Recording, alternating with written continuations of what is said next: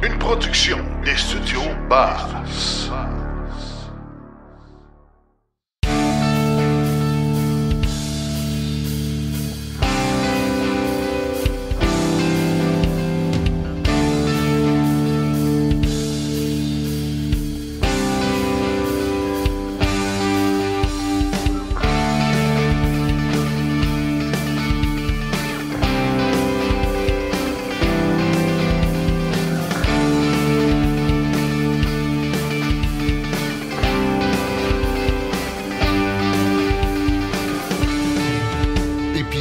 Hors série. Alors, bonjour tout le monde et bienvenue à ce Silence on roule spécial Salon du véhicule électrique de Montréal où, lors de captations live devant public, on a fait plusieurs entrevues. Le premier hors série a été diffusé il y a déjà 2 semaines. Alors, en voici un nouveau.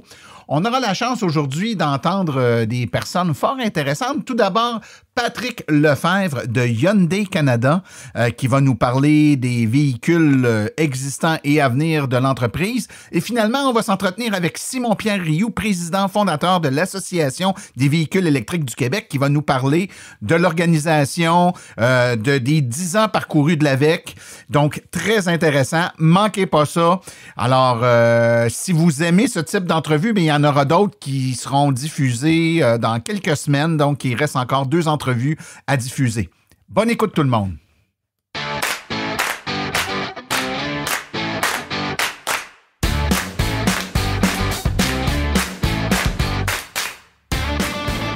Alors, bienvenue à Silence on roule, épisode spécial en direct du Salon du véhicule électrique de Montréal.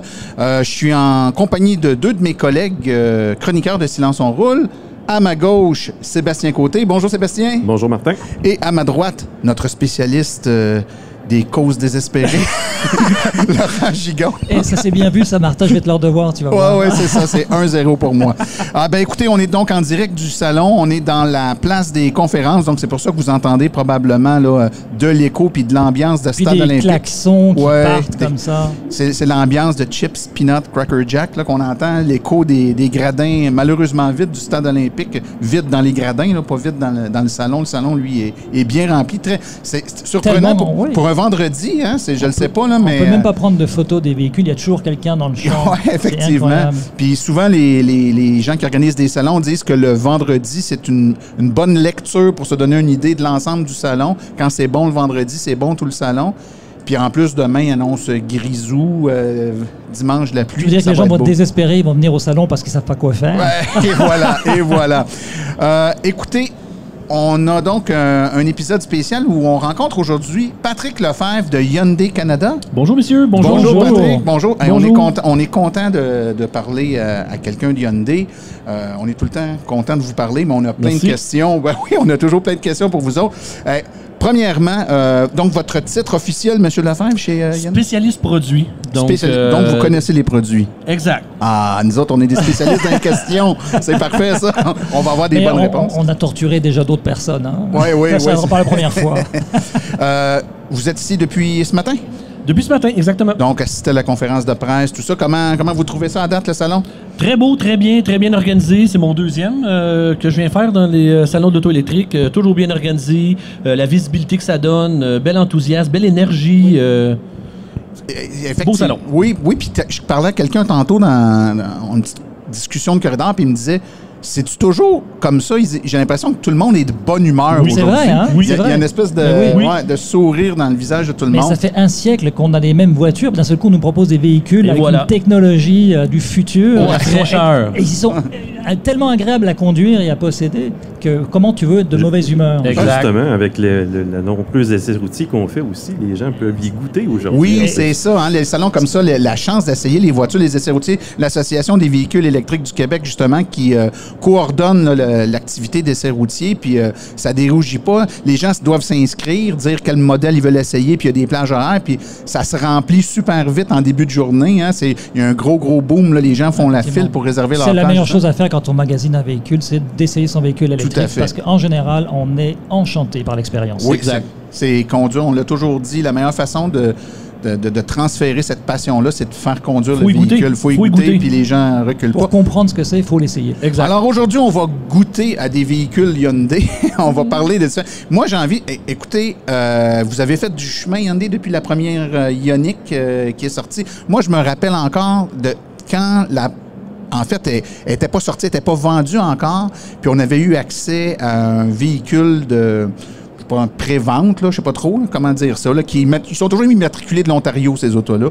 Et puis, on avait une réunion, et puis un de nos collègues qui travaille dans le domaine, qui en avait une pour faire des tests avec des bornes de recharge, il l'avait eu avant le lancement.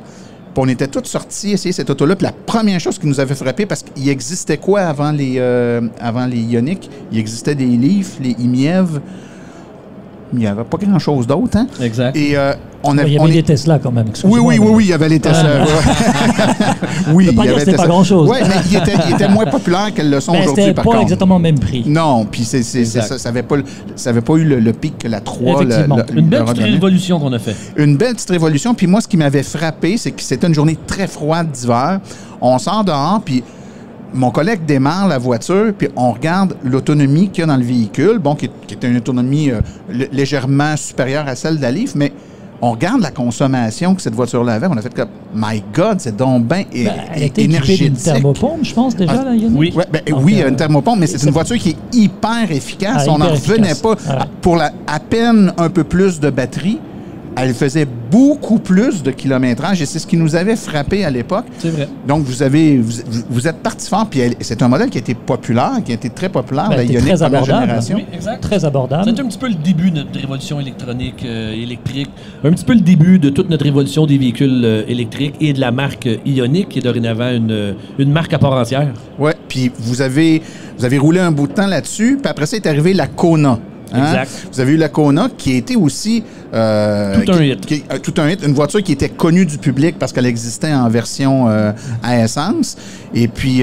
C'était cute. Oui, puis du jour au lendemain, on dirait que toutes les Kona étaient rendues électriques. Avez-vous des statistiques sur le ratio de vente de vos Kona électriques versus vos Kona à essence, que ce soit au Québec ou au Canada?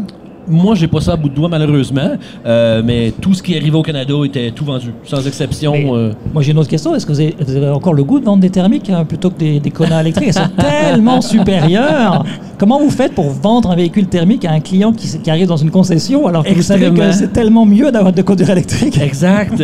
Ben, vous l'avez parlé un petit peu plus tôt. Vous le savez qu'il y a encore plusieurs personnes. Il faut y goûter avant d'aller à l'achat, ce qui fait que l'hybride et l'hybride branchable, on est dans une très belle période charnière, je dirais, où ce que la personne peut goûter un petit peu avant de sauter à l'électrique. Moi, j'ai commencé avec de l'hybride branchable et j'étais tellement enchanté quand il était en électrique et tellement déçu quand le moteur à essence embarquait que je suis passé en 100% électrique. Ouais, ça a été un tremplin pour moi. Tous ceux qui ont des hybrides rechargeables tombent en mode jeu vidéo, c'est-à-dire que c'est un challenge de faire le plus de kilomètres à l'électrique puis d'utiliser le moins. Puis c'est bien normal. Hein?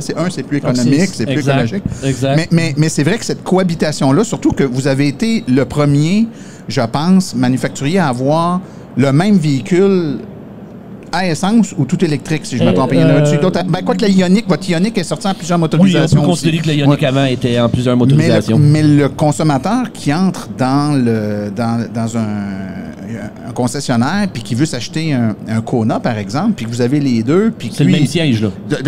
C'est le même véhicule. On ne parlera pas dans le passé, tout le monde a eu ses petits...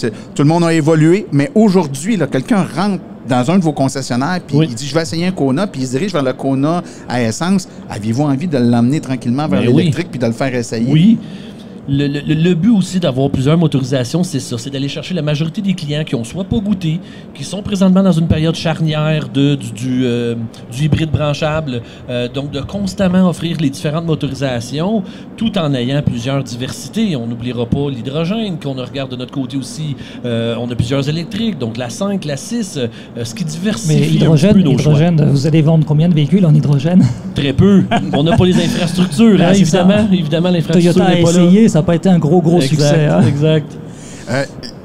Si je reviens au Kona, donc vous avez un modèle 2023 qui est disponible maintenant. Exact. comment se comporte ce modèle-là dans la gamme des produits que vous avez chez Hyundai actuellement? Excessivement bien. C'est dans nos gros volumes. L'Elantra, même si on sait que le segment des sédans est à la baisse, l'Elantra est notre gros volume. Le Tucson est le gros volume. Évidemment, c'est la mode des SUV depuis quelques années. Et le Kona n'en fait pas exception. Il est juste dans le milieu parfaitement positionné. Puis, évidemment, ça m'amène à parler du nouveau modèle que vous avez lancé. Ben, il commence à y avoir déjà un petit bout de temps, mais quand même, la Ioniq 5. Oui. Et là, ben, la Ioniq 5, c'était une révolution, je pense. Vous arrivez avec un véhicule qui est avec la base EGMP. Exact. Vous êtes en 800 volts. Donc Exact. là, les possibilités viennent d'exploser.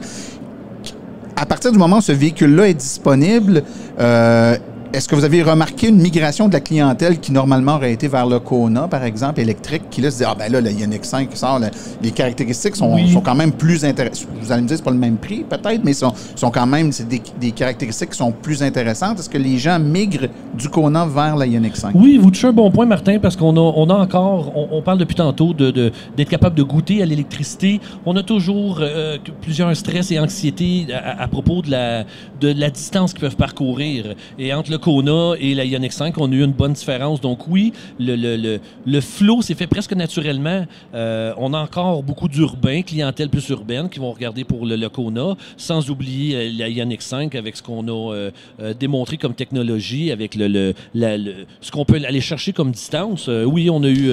Oui, j'ai une question par rapport aux concessionnaires, parce que c'est le point d'entrée pour les achats. Si quelqu'un débarque dans un concessionnaire Hyundai, n'importe quel concessionnaire, est-ce qu'il y a la formation aujourd'hui qui est faite par rapport au véhicule électrique? Parce qu'on sait, bon, je parle dans le temps, là, il y avait beaucoup d'erreurs qui étaient commises par les concessionnaires. Si j'arrive aujourd'hui dans n'importe quel concessionnaire au Canada, je demande pour un véhicule électrique, je vais avoir les bonnes informations, la personne va vouloir me vendre le véhicule électrique. Est-ce qu'elle a un incitatif particulier pour vendre l'électrique, ou est-ce que c'est pareil, ou est-ce qu'elle va faire moins de marge de profit si elle vend un véhicule électrique? C'est excessivement une bonne question, car la vente du véhicule va avec le service après-vente, évidemment. Nous avons instauré il y a quelques années un minimum requis de formation, autant dans la pré-vente pour la réparation après service, autant aux ventes pour la vente du véhicule. On voulait que nos franchisés connaissent nos véhicules, soient capables d'en décrire les fonctionnalités, tout autant techniques. Ils ont des minimums à respecter, nos franchisés. Donc, on ne se fera pas dire qu'il va falloir prendre un plan de service pour les changements d'huile ou les changements de liquide. C'est ça l'idée, quoi. Vous ne ferez pas vendre de bougies sur un Kona EV, là. Non, ben je vous conterai pas ce qui m'est arrivé, moi, quand j'ai acheté mon auto, mais j'ai une des 50 premières voitures électriques vendues au Canada. C'était en 1832, là. Oui, c'est quasiment en 1832. Puis, c'est ça, il n'y avait même pas de contrat de vente. C'est-à-dire qu'il a fallu retarder de 3 semaines l'acquisition de ma voiture parce qu'il n'y avait même pas les documents papier cohérents au fait que j'achète une voiture électrique. Il a fallu attendre que le fabricant fournisse au concessionnaire. Puis je ne pouvais pas l'acheter chez le concessionnaire à l'époque, il fallait le commander chez le fabricant. Puis il a fallu qu'il fasse un contrat de vente cohérent avec. Ben, je ne sais pas comment ils l'auront envoyé par fax. Vous étiez un précurseur? Ouais, Martin, tu fais pas ton âge. Hein? Non, peut-être que je fais pas mon âge, ça se peut. Parlons des livraisons maintenant. Oui. Le nerf de la guerre, puis je l'ai dit tantôt, on se répète, mais ça reste que c'est quand même une question d'actualité. Les gens veulent s'acheter les véhicules, mais quand ils entendent les délais avec lesquels ils doivent faire face pour pour prendre possession de leur véhicule, ben des fois, ils veulent changer un petit peu d'idée. Puis j'aurais même envie de faire du pouce sur la question précédente de mon collègue. Quand un concessionnaire peut vendre dans les semaines qui suivent la version à essence du véhicule parce qu'il est disponible, versus dans 18 ou 24 mois la version électrique, ben c'est sûr qu'on touche notre commission au moment où on livre le véhicule, on va pousser le véhicule à essence. Les délais qu'on vit actuellement, puis vous n'en êtes pas responsable, vous n'êtes pas les seuls, là, je vous vise pas personnellement ou la compagnie Hyundai, c'est comme ça partout. Mais voyez-vous un peu de lueur d'espoir puis de lumière au bout du tunnel? Parce que c'est long. Là. Si je me commande une Ioniq 5 demain matin, ça se calcule plus en année qu'en semaine. Là. Évidemment. Évidemment. C'est sûr qu'on commence à avoir une certaine amélioration, on ne se le cachera pas. Tout redevient un peu anormal, même si la COVID existe toujours, puis qu'il y a quand même des manques de personnel. On a quand même à avoir tout fabricant confondu, toute entreprise confondue peut se retrouver avec plusieurs aspects et plusieurs obstacles. Ceci dit, tout fabricant confondu, je pense qu'on voit quand même une amélioration. Plusieurs investissements qui sont nommés, des usines commencent à grossir. C'est une question de temps avant qu'on revienne à des Est-ce que vous avez des usines spécifiques pour les véhicules électriques? Bien, tout récemment, C'était votre question? Non, C'est votre question? C'est Ben, tout récemment, c'est quelque chose qui avait été annoncé dans les médias. Notre grand patron nord-américain, M. Munoz, qui a été longtemps chez Nissan Mondial, ils viennent d'annoncer pour 5 milliards d'investissements une usine prédestinée uniquement aux électriques en Géorgie, aux États-Unis. Donc pas une usine de batterie, une usine de fabrication de véhicules. Exact, OK. exact. Et les usines de batterie? On rentre dans le technique ingénieur que je connais moins, mais elle va être dédiée aux véhicules électriques en Géorgie pour 5 milliards d'investissements. Est-ce que à ce moment-là, la plateforme, ça va juste être concentré pour la EGMP comme la Ioniq 5 ou vous allez encore développer ou continuer l'utilisation de la plateforme pour la Kona, pour d'autres véhicules, pour peut-être des coûts plus réduits? La plateforme EGMP nous a éclairé sur plusieurs options et la variété et la disponibilité des options qui se mettaient à notre image fait en sorte qu'elle va être exploitée à son maximum dans les prochaines années. Ceci dit, les recherches sont encore là pour qu'on soit encore meilleur et qu'on soit plus opportuniste. On se rappellera que le Kona EV est quand même basé sur une plateforme d'essence. Hein? Et qui est un très bon véhicule pour dire qu'il est basé sur une plateforme essence. Oui, parce qu'ils n'ont pas tous eu le même succès. Exactement. Donc, la plateforme EGMP qu'ils ont développée en Corée nous a immensément ouvert l'esprit en options, en variété, en ce qu'on peut construire. Je vous amène quelque part, messieurs, avec ça, mais vous le savez, le concept qu'on a eu au Salon de l'Auto dernier, qui était le concept 7, il devrait être sur la même plateforme. Donc, on parle d'un Ioniq 5, un Ioniq 6, un concept 7. On peut que voir les opportunités qui s'en viennent avant de nous. Est-ce qu'à ce moment-là, cette plateforme-là, révolutionnaire, bien appréciée, qui perce le marché, est-ce qu'il y a d'autres manufacturiers qui vous ont contacté faire des partenariats à utiliser cette plateforme-là? Ah, et regardez, on a... Tu veux un scoop, hein? Ben, moi, ce que je dis souvent de Hyundai depuis quelques années, on est un petit peu victime de notre succès. Vous allez me dire que c'est un beau problème à gérer. C'est un beau problème. On va très, très bien. On n'a pas besoin d'aller cogner à des portes, on va se le dire. On est quand même un fabricant très en demande. Ceci dit, j'ai pas besoin d'aller voir personne. Je pense que de nature, ça frappe à la porte. Exact. Je peux me tromper, mais c'est ma perception, puis c'est pas péjoratif, prenez-les pas négatifs, personne, mais j'ai vraiment l'impression qu'avec la venue de l'électrique, oui, les véhicules coréens ont vraiment... l'image de l'automobile coréenne a vraiment pogné un gros up. Puis moi, je me souviens qu'au début des voitures électriques coréennes, j'étais le premier à dire... lâche tes préjugés, embarque dans l'auto, essaye-le, roule-la, puis donne-moi ton opinion après. Goody, ouais, on l'a dit plus tôt. Puis maintenant, plusieurs manufacturiers vous regardent, puis il est très clair pour moi, en tout cas, que vous avez supplanté plein de marchés de pays qui étaient vraiment considérés comme des gros fabricants de voitures intéressantes. Puis là, tout d'un coup, pouf, vous avez pris une place vraiment impressionnante dans ce marché. Grand galon dans les dernières années, je vous le cacherai pas. Et moi qui ai travaillé dans des concessionnaires tout le long des années 2000, on avait tout un préjugé, des jugements prédéfinis de cette marque-là. Et regardez aujourd'hui, depuis 2015-16 à peu près, moi, je me souviens, la première Hyundai que j'ai conduite, elle avait, on voyait la route. On voyait la route. Alors, je me souviens plus, j'avais loué ça en Californie, mais on voyait la route quand les portes étaient fermées quand même. Hein. C'est pratique, tu calcules la vitesse avec les lignes. Et quand je voulais dépasser les camions là, sur les grandes autoroutes, il fallait que je coupe la climatisation parce que ça tirait trop sur le moteur. C'était tout ça a bien changé. Mais c'était très agréable à conduire. Très agréable à conduire. Et dans les années 80, hein, 90, nous sommes arrivés au Canada en 83. Ouais. Regardez où nous sommes présentement. Le galop est absolument. Immense. Puis on parlait de la Nissan Leaf qui est arrivée très tôt et on a vu la réaction de Hyundai. Elle s'est pas fait attendre quand ils sont arrivés avec de Kia, Kia, qui était une marque coréenne. Et c'est vraiment, ils sont arrivés sur le marché très très très vite pour compétitionner ce segment de marché-là. Et la Soul EV était excellente. Elle est toujours excellente. C'était un très très bon véhicule dès le départ, dès la première génération. Exact. On va en parler justement de l'avenir. Vous avez un véhicule qui s'en vient, qui est la Ioniq 6. Oui. Parlez-nous donc de cette voiture-là. Moi, j'ai trouvé surprenante. En fait, on aime ou on n'aime pas en termes de look, mais je prédis que cette voiture-là va avoir vraiment du succès. Parlez-nous donc de cette voiture-là un peu. Très belle. Bien, votre question est excellente en fait timing. Elle vient d'arriver dans les concessionnaires cette semaine. Cette semaine, on a commencé comme des pains chauds.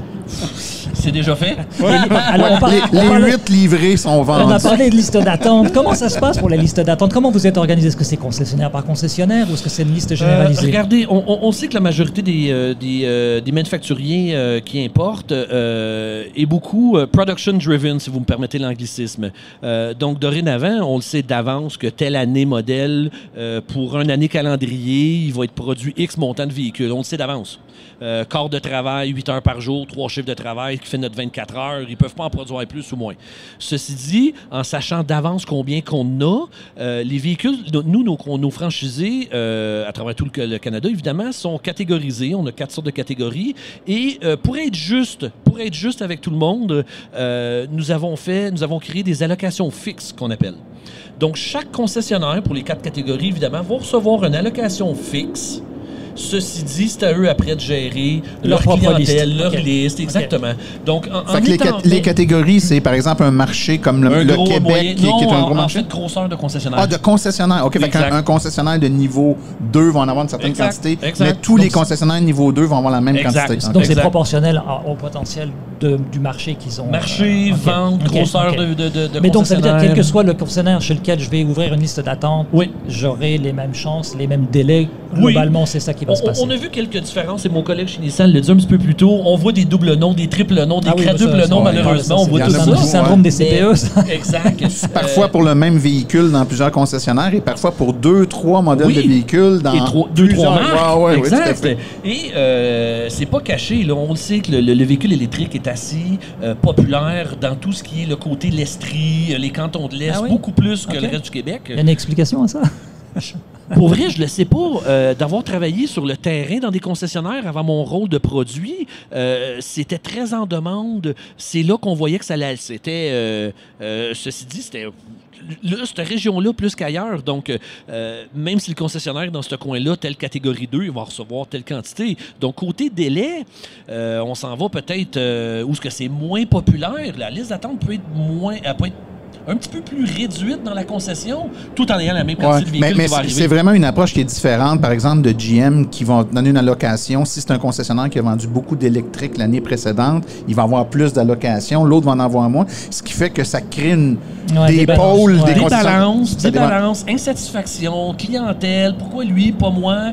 Là, c'est fixe, chaque concessionnaire. Donc, on peut présumer, par exemple, que, je sais pas, moi, sans préjuger, là, mais un concessionnaire un peu plus en campagne en Abitibi va avoir, s'il est dans la même catégorie de marché, va avoir la même allocation que la même catégorie de marché dans la région de Montréal. Il risque d'en avoir de disponible là-bas. Donc, quelqu'un de Montréal pourrait dire, t'en as disponible, bien, garde-moi là, je vais aller la chercher, je ne veux pas attendre un an. En théorie. En théorie, oui. En théorie. La marque Hyundai, on se le cachera pas. Les clients le savent, je vais y aller en région, je vais le faire mon 2 heures de route pour aller chercher celui qui est disponible là-bas. Fait que les allocations sont fixes, ils vont les vendre, c'est clair. Parce que là, on est dans une dynamique de marché où c'est vraiment les gens qui sont en demande, là, qui veulent. Tu sais, c'est pas... Je le dis souvent, on en produirait plus, on les vendrait pareil. Absolument. La demande est toujours plus haute que ce qu'on peut offrir. Colin, c'est spécial, hein? Un produit, t'es conscient que si t'en fais plus, t'en vendrais plus, mais il n'y en a pas plus. J'imagine que vous avez hâte de pouvoir en produire plus. On a hâte que l'usine en Georgie soit fonctionnelle. C'est un peu la base du système capitalisme. Je fabrique des produits, je les vends, je fais de l'argent avec. C'est le concept de la transition énergétique. C'est qu'on arrive vers un nouveau produit, on met la table rase. On vient de parler de la Ioniq 6, donc qui est votre nouveau modèle qui vient d'arriver. Look différent, là, on change par rapport à la Ioniq 5 en termes de look. En termes de plateforme, on est toujours en plateforme GMP. Oui, exact. Qu'est-ce qui s'en vient? Quels sont les prochains modèles qu'on va voir apparaître? Je vous ai titillé tantôt en parlant du concept 7. Ceci dit, c'est toujours à l'étude, évidemment. On a toujours des analyses de marché à faire. Mais le concept 7 a tellement été un hit. Les demandes qui sont rentrées, j'ai personnellement des concessionnaires que je connais qui ont des clients qui ont mis des dépôts pour le Ioniq 7, qui est encore un concept qui Oui, c'est la demande. On revient encore à la demande. On devient encore avec l'énergie et la marque Hyundai de où est-ce qu'on est venu, où est-ce qu'on est rendu, comment est-ce qu'on a évolué, ce qu'on offre. Parce que la plupart des gens qui veulent changer leur véhicule aujourd'hui se posent la question, est-ce que je dois aller en électrique ou pas? Je ne sais pas de pourcentage statistique là-dessus, mais une vaste majorité de gens se posent la question. C'est un non-dit. On devrait tous. C'est ça. Vous l'avez dit tantôt, une fois qu'on y a goûté, je pense qu'on y a tout goûté, nous-mêmes ici sur le panel. Et la seule raison pour laquelle les gens rachètent un véhicule à essence la plupart du temps, c'est parce qu'il y a des délais. Donc, c'est clairement un problème d'offre plutôt que de demande. Tout à fait. Ben écoutez, moi, je peux pas... On va terminer là-dessus. On pourrait en parler pendant des heures. On pourrait en parler pendant des heures, mais ça reste que... félicitations. C'est juste ça? Ben oui, c'est juste ça. Félicitations. Je n'aurais pris un auteur. Je vais vous inciter à vous abonner à Silence on roule, le podcast. Il y en a des heures et des heures. Parfait. Vous allez pouvoir en entendre. C'est bon. Maintenant qu'on a développé une relation d'amitié, je vais vous inviter à un barbecue chez nous cet Avec été. plaisir. On connecte et on s'appelle. On connecte et on s'appelle. Puis on pourra se reparler sur une base régulière quand il y aura des nouveautés qui arrivent chez vous, puis les faire connaître auprès de nos auditeurs qui sont plaisir. Pas mal à 100% des clients potentiels chez vous. C'est juste du monde qui aime les autos électriques qui écoute ce podcast-là. Il y en a déjà trop de demandes, fait que ça sert à rien. Ah non, mais ils vont en faire plus. Mais il y en a d'autres qui s'en viennent. Ça s'en vient, là. On va être encore... Alors, on espère. Patrick Lefebvre... spécialiste du produit. Donc, produit chez exact. Merci beaucoup pour votre présence au podcast aujourd'hui. Enchanté, messieurs, ça a été un plaisir. Merci.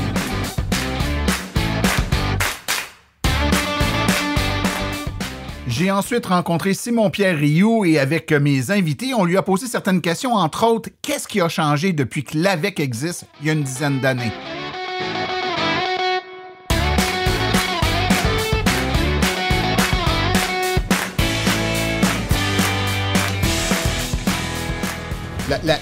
L'attitude aussi, la perception, ou je devrais dire l'approche avec laquelle les manufacturiers abordent le véhicule électrique a aussi passablement changé. On a passé d'une étape où on devait, à quelques rares exceptions près, les forcer à en faire quelques-uns.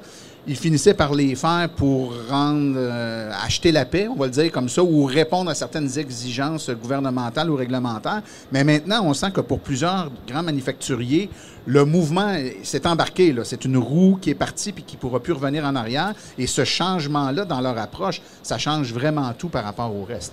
On peut-tu aussi dire qu'on les force quand même à vendre des véhicules électriques? Oui, on les force encore. Désolé, mais il y en a plusieurs qu'il faut qu'ils se fassent pousser dans le dos parce que ça n'avancerait pas. Mais oui, c'est vrai qu'on a quand même eu des grands changements. Les manufacturiers qui se lancent et qui veulent être plus... ils veulent être à l'avant de la vague, créer des marques par elles-mêmes, comme on regarde Hyundai qui font la Ioniq maintenant, puis ils se sont dit, bon, mais c'est Ioniq avec différents chiffres à côté, juste parce qu'on veut que les gens sachent que nous autres, on est du 100% électrique, que les batteries offrent quelque chose de différent. On ne va pas juste vers le véhicule hybride rechargeable, on s'en va vers du 100% électrique. Avant, on gardait les batteries parce qu'on se disait, je mets une batterie pour un véhicule 100% électrique, ou je prends la même batterie, je la sépare en 3 pour faire des hybrides rechargeables.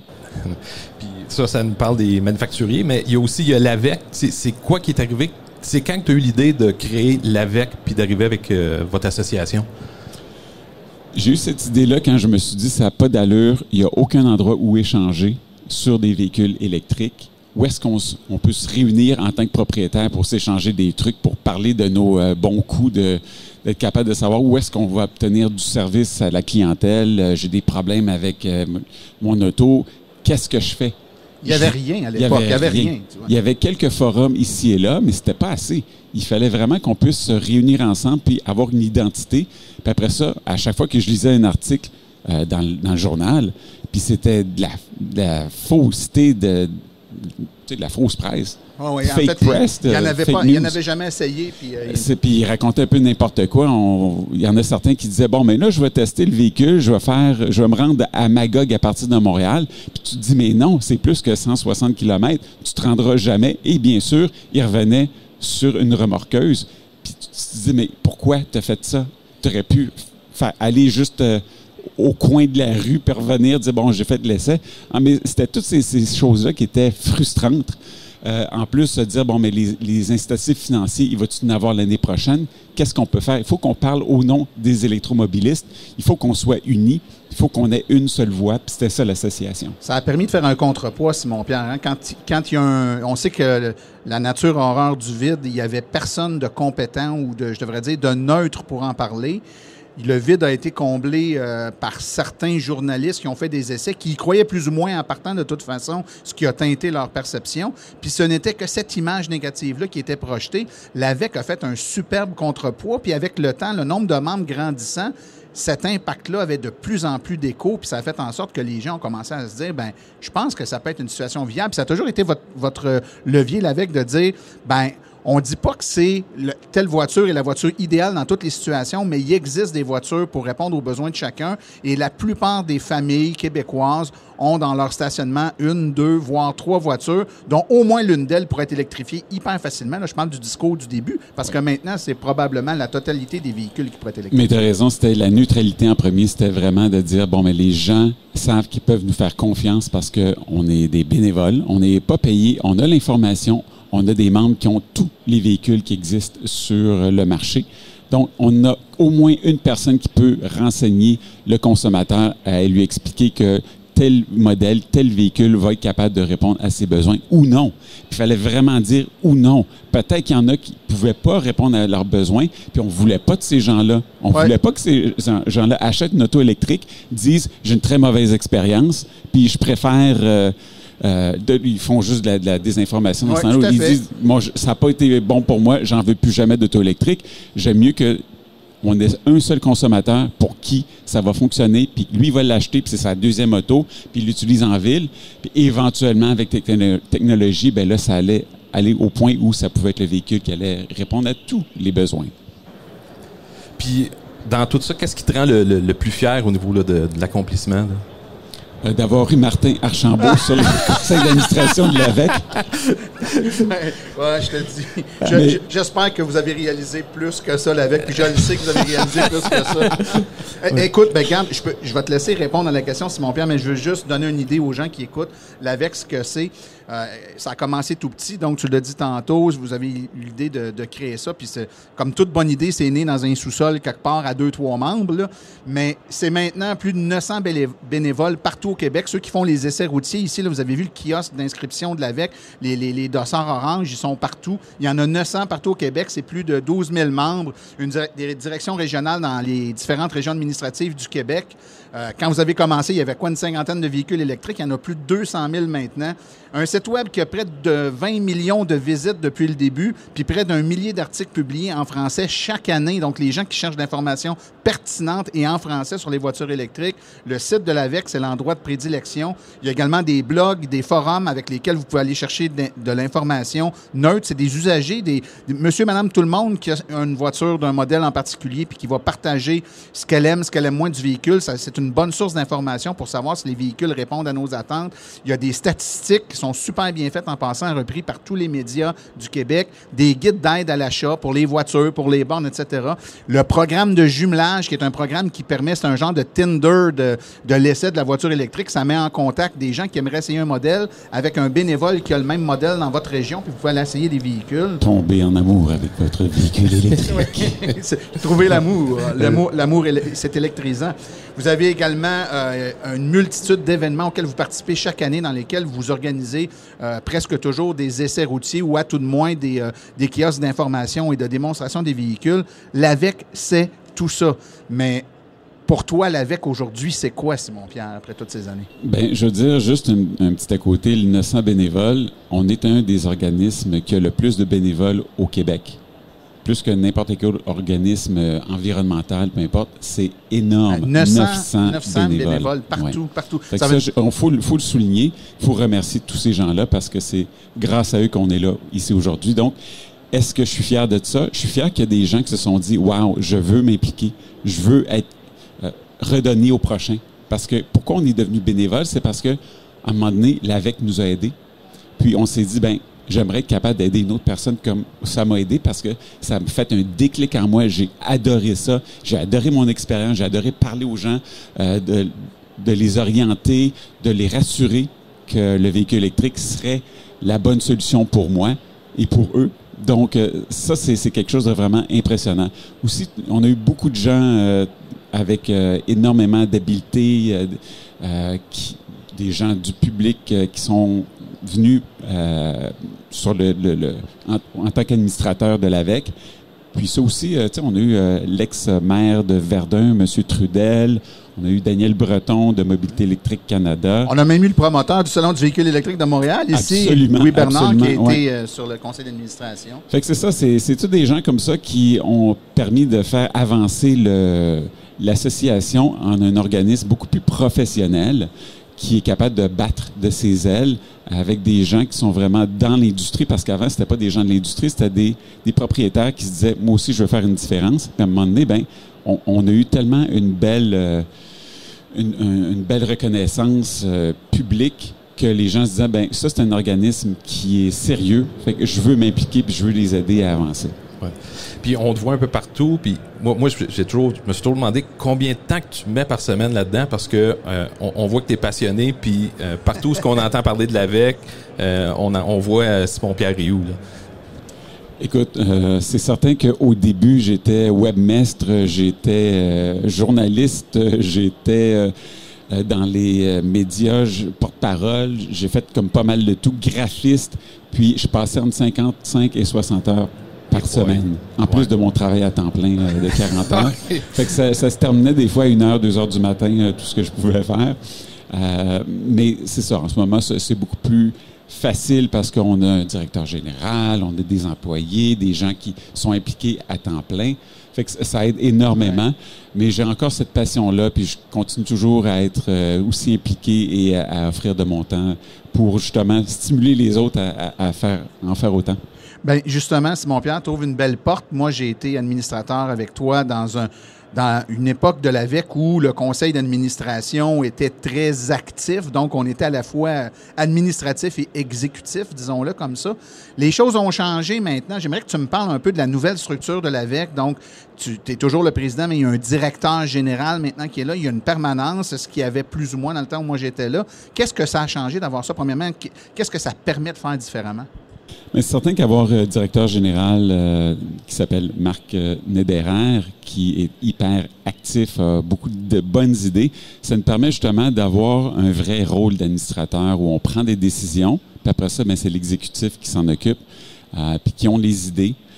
C'était difficile de pouvoir dire, écoute, je prends mon temps au travail, je mets une pause sur ce que je fais, parce que là, il faut que j'essaie de contacter un manufacturier, il faut que je contacte un ministre pour être capable de prendre un rendez-vous avec ou discuter de la norme zéro émission parce qu'il y a quelque chose qui ne fonctionne pas. Là, on est capable de se concentrer sur des choses très précises, de prendre des décisions. Ça libère un peu beaucoup, puis je pense que ça va peut-être donner le goût à d'autres gens de s'impliquer en tant qu'administrateur, parce qu'avant de dire, écoutez, on vous dit tout de suite, ça va vous prendre une trentaine d'heures par semaine parce que vous devez exécuter exactement tout ce que vous décidez, ça pouvait devenir très lourd, puis on pouvait perdre des gens de très bonne qualité. Je pense à Sophie Brochu, par exemple, qui pourrait être impliquée comme administratrice à l'association. On l'aimerait beaucoup avoir de sa participation, donc je passe le message tout de suite en passant. Écoute, j'avais la chance de la rencontrer à l'occasion, mais là, maintenant, comme on sait, elle a changé d'endroit, c'est peut-être un petit peu plus difficile. Écoute, Simon-Pierre, moi, ce que j'ai envie de dire, c'est, puis tu le sais, ça doit t'arriver toi aussi régulièrement, les gens nous croisent puis nous disent comment je peux faire pour moi. C'est un domaine qui est en pleine ébullition, l'électrification des transports. J'ai le goût de m'investir là-dedans. Certains, ils voient même une possibilité de carrière, puis à juste titre, il y a énormément de nouveaux emplois qui apparaissent dans ce domaine-là. Les annonces des derniers jours, dernières semaines le démontrent. Une première des choses, on le sait dans la vie, pour être capable de progresser puis de se trouver des affaires intéressantes, c'est faut être vu, faut être connu, faut être capable de se créer un réseau. Quand on s'implique dans une association, on est au cœur de l'action. Tu le vois, on est invité à plein d'endroits, on parle avec plein de gens de plein d'entreprises. Si vous voulez commencer à vous impliquer dans le domaine de l'électromobilité puis vous savez pas par quel bout prendre ça, il y a plein de façons de le faire, mais entre autres, en devenant bénévole pour l'association ou en vous impliquant, que ce soit comme administrateur sur les différents comités de l'association. Quelle belle façon de s'impliquer, de connaître, de diversifier notre palette et de rencontrer des gens. Oui, c'est certain que les gens qui vont travailler ici comme bénévoles au Salon de l'Auto au Stade olympique, tous les manufacturiers sont là, tous les gens qui sont le who's who de l'électromobilité est ici ce week-end. Donc, c'est certain que on crée des contacts, on parle un petit peu de nos aptitudes, de nos expériences de travail, puis on est capable, après ça, de s'orienter un petit peu, voir qu'est-ce qu'on pourrait faire. On parle autant de devenir bénévole de l'AVEC, mais aussi de s'impliquer professionnellement. Puis, pour certaines compagnies, c'est en ébullition, c'est en croissance. Les gens recherchent du monde qualifié, puis passionné aussi. Parce qu'on ne veut pas, tu sais, le domaine du travail change énormément et on voit que les jeunes se promènent d'un emploi à l'autre, etc. On veut des gens passionnés, on veut des gens qui vont faire avancer les choses et non pas juste faire un court séjour dans la compagnie puis passer à autre chose. Ben écoutez, si les gens sont intéressés par l'association, que ce soit pour en devenir membre tout simplement en tant que propriétaire de voitures électriques et d'avoir accès à la meilleure information, www.aveq.ca. Vous allez sur le site web, toute l'information est là. Et si vous voulez devenir bénévole, il y a également un lien là, sur la page d'accueil qui vous permet de cliquer et de dire, ben j'aimerais ça m'impliquer et être bénévole. Et être bénévole pour l'AVEC, ça se fait à différents niveaux. Ça peut être une fois, 2 fois par année, participer à un événement en donnant de l'information, en faisant essayer son véhicule. Puis ça peut être donner un coup de main sur le site web, ça peut être donner un coup de main sur un paquet de trucs. Il y a plein d'opportunités. Il faut juste lever la main puis dire qu'on est là, puis l'AVEC va être là pour vous accueillir. Moi, Simon-Pierre, j'ai envie de te dire merci pour toute cette dizaine d'années-là de ton temps que tu as donné. Tu as donné une ordre de grandeur tantôt du temps que tu mets là-dedans. Moi, je dois te dire que de l'externe, tu l'as dit tantôt, on voit qu'il est partout. De l'interne, on le voit encore plus. Simon-Pierre, depuis le tout début, a été et continue d'être la locomotive de l'association. Puis c'est avec une grande fierté que j'ai pu passer du temps à ses côtés au sein de l'organisme et que je continue maintenant de l'externe de voir que la locomotive est toujours sur les rails. Merci beaucoup, Simon-Pierre. C'est très gentil, Martin. J'apprécie énormément. C'est des beaux commentaires. Puis écoute, c'est une récompense en tant que bénévole d'entendre des choses positives comme ça. On travaille pour ça, pour entendre des choses et savoir qu'on a fait une différence pour la société. Puis c'était ça au début, hein, Martin. Au début, c'était de se dire, bon, mais qu'est-ce qu'on peut faire comme changement permanent, un mouvement de société. Puis c'était de se dire, mais l'électromobilité, c'est le futur, puis c'est ça qui va nous permettre de changer énormément de choses au Québec. Puis moi, je voulais laisser un leg. Ça a l'air grand et gros, mais c'était mon objectif. C'était pas seulement de travailler au niveau communautaire dans mon emploi en tant que chiropraticien, puis c'était aussi avoir un impact beaucoup plus important au niveau de la province et du pays. Puis pour moi, c'était ça, c'était l'électromobilité. Ben, tu n'as eu tu n'as eu du rayonnement au pays parce que moi, j'étais en Colombie-Britannique avant, il y a quelques années, puis l'Association des véhicules électriques du Québec en Colombie-Britannique, c'était vraiment un exemple à suivre, là. Puis toi, tu en étais une grosse partie de ça. Oui, ça a été le fun aussi d'avoir plein d'associations à travers le Canada, les États-Unis, puis en Europe, voir comment on fonctionnait. Puis il y en a beaucoup qui se sont basés sur nous, demandaient comment on peut faire, comment on peut aller chercher des bénévoles, comment on fait de la publicité, comment on fait des salons.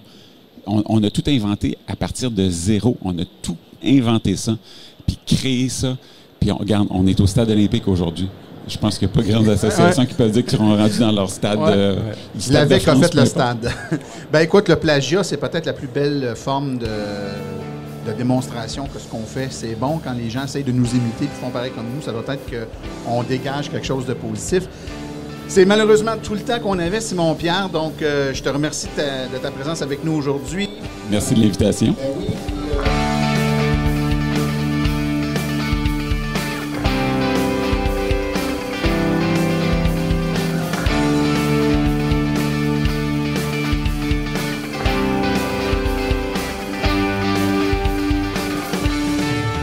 Épisode hors série.